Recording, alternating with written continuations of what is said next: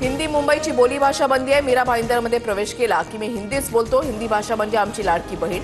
मंत्री प्रताप सरनाईकांचं वक्तव्य।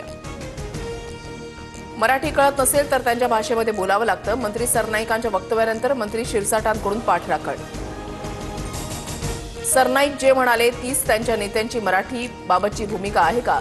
सरनाईकांच्या वक्तव्यानंतर संजय राऊतांचा सवाल। कृषी खातं म्हणजे ओसाड गावची पाटीलकी, अजितदादांनी मला हे मंत्रीपद दिलं। कृषी मंत्री माणिकराव कोकाटे यांचं दुसऱ्या दिवशी अजब वक्तव्य। शेतकऱ्यांच्या जखमेवर मीठ सोडल्यासारखी वक्तव्य करू नयेत, याबाबत अजित पवारच निर्णय घेतील। कोकाटेंच्या वक्तव्यानंतर चंद्रशेखर बावनकुळेंची प्रतिक्रिया। अजितदादांना आचार विचार नाही, सत्ता येईल तिकडे जातात। बारामतीमध्ये येतोय, दम असेल तर अडवून दाखवा।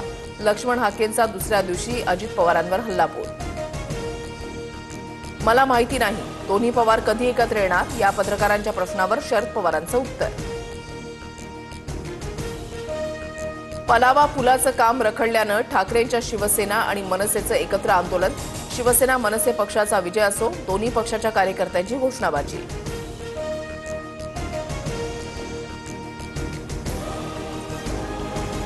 20+0 या नांदीचा फरक पडणार नाही। राज उद्धव ठाकरे एकत्र येण्याच्या चर्चांवर नारायण राणेंचा पुन्हा टोला, तर 20वर 1-0 लागून 200चा आकडाही होऊ शकतो, दानवेंचं प्रत्युत्तर।